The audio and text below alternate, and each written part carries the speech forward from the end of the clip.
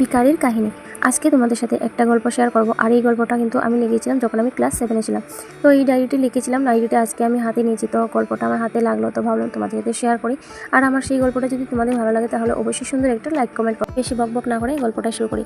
একটি ভিখারি মানুষের বাড়ি বাড়ি রোজ ভিক্ষা করতো। একদিন ভিখারিটি একটি গ্রামের রাস্তা দিয়ে ভিক্ষা করতে যাচ্ছিল। তখন হঠাৎ একটা সোনার রথ দেখতে পেল। তখন ভিখারিটি মনে মনে ভাবলো, এই সোনার রথটি যে কোনো হতে পারে না, সেই সোনার রথটি কোনো রাজারই হবে। এই কথা ভেবে ভিখারিটি রাস্তার মধ্যে দাঁড়িয়ে রইল। তখন হঠাৎ রাস্তার মধ্যে দাঁড়িয়ে ভিখারিটি দেখতে পেল সেই রথটা তার দিকেই আসছে।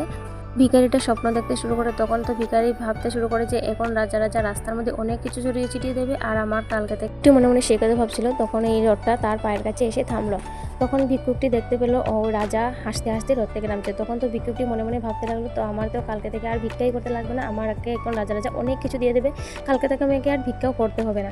আর রাজা তখন হাসতে হাসতে রথ থেকে নেমে ভিক্ষুকের সামনে এসে দাঁড়ালেন। তারপর 2 হাত বাড়িয়ে দিলেন ভিক্ষুকের সামনে।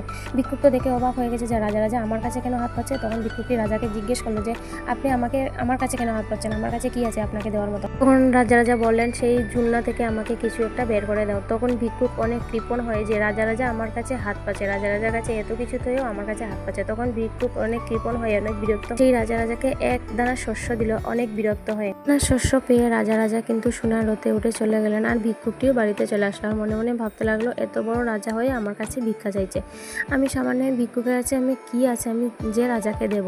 তখন ভিক্ষুকটি একথা মনে মনে ভাবতে ভাবতে বাড়িতে চলে আসলো। তারপর ও যে ভিক্ষা করে পেয়েছিল সেগুলো ঘরের মেঝেতে এসে ঢালার পর যখন ওগুলো ঠিক করছিল তখন হঠাৎ দেখতে পেল যে এখানের মধ্যে কি যেন একটা চিকচিক করছে।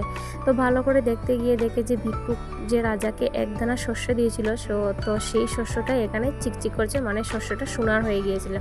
তখন সেই ভিক্ষুকটি কাঁদতে শুরু করে দিয়েছিল, আমি যদি আজকে সেই রাজাকে আমার পুরো ব্যাগটাই দিয়ে দিতাম তাহলে আমার সবগুলো শোনা হয়ে যেত, আমি কেন এই ভুলটা করলাম। এই কথা ভেবে ভিক্ষুকটি কাঁদতে শুরু করে দিয়েছিল। তো ভেবেছিল কালকে থেকে আমি আর ভিক্ষা করতেই হতো না, আমি তো অনেক বড় লোক হয়ে যেতাম, তাহলে কেন এই ভুলটা আমি করলাম, আমি কেন আগে বুঝতে পারলাম না, বা আমি কেন এই কৃপণতাটা করলাম। তো আমাদের সেই গল্প থেকে এটাই বোঝা যায় যে আমাদের কাছে যা রয়েছে তাই কিন্তু অনেক, আর সেটা থেকেই কিন্তু আমাদের অন্যকে সাহায্য করা উচিত। তো আমাদের কাছে ভগবানের যা দিয়েছেন বা যা কিছু রয়েছে তা কিন্তু অন্যদের কাছে নেই, আর তার থেকেই কিন্তু আমাদেরকে যখন আমরা কাউকে দেখব যে সে অনেক বিপদে রয়েছে তাকে কিন্তু সাহায্য করাটা উচিত। তো আজকের আমার এই কাহিনীটা কেমন ছিল অবশ্যই আমাকে কমেন্ট করে জানাবে। আর দেখো আমি এখানে কিন্তু অনেকগুলো চিতল পিঠা বানিয়ে নিচ্ছি, আমার অনেক চিতল পিঠা খেতে ইচ্ছা করছিল তাই চিতল পিঠা বানিয়ে নিচ্ছি। আর আমাদের সবাইকে কিন্তু সবার পাশে দাঁড়ানো উচিত, সবার দুঃখ কষ্ট ভাগ করে নেওয়া উচিত। তো আজকের ভিডিওটা কেমন ছিল অবশ্যই কমেন্টে জানাবে।